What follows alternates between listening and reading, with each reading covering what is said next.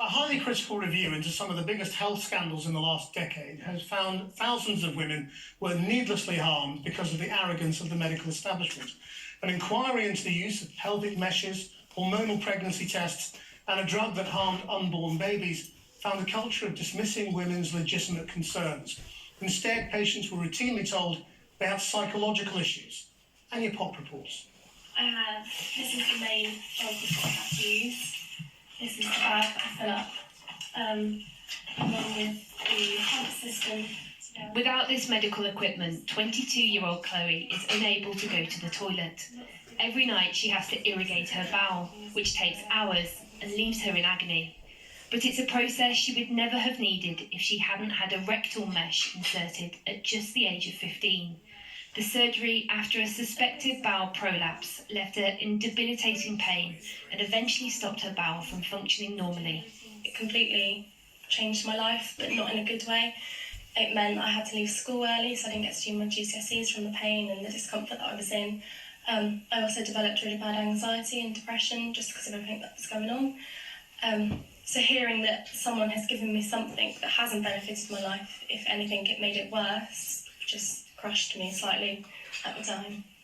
There are days where I will wake up and just think, why me? Why do I have to do this?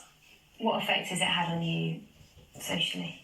I always had to plan my life around doing this irrigation. It's taken quite a toll, especially going abroad, something that should be so fun and being excited to go away. It actually does bring a huge amount of anxiety for me because from going away previously, I have caught sepsis into my bowel twice and it just terrifies me now. The devastating effects that the mesh had on her life worsened by since being told she didn't even need treatment in the first place. She said she wasn't consulted or examined thoroughly before the life-changing surgery went ahead. The original surgeon who did the mesh on me was never understanding at all. If anything, he tried to make things worse for me. He went along the lines of telling my parents that I was making it up as well. He told my school that I had anxiety and I wasn't in pain. He's never ever apologised, and I don't think he ever would. The healthcare system doesn't know the scale of the problems. A 2-year review published today examines the use of 3 different medical interventions. The use of the drugs Primados and sodium valproate, which endangered fetuses in the womb, as well as pelvic mesh, which is also used to treat urinary incontinence in women. I have never, ever in the whole of my life listened to so much suffering. It has been appalling.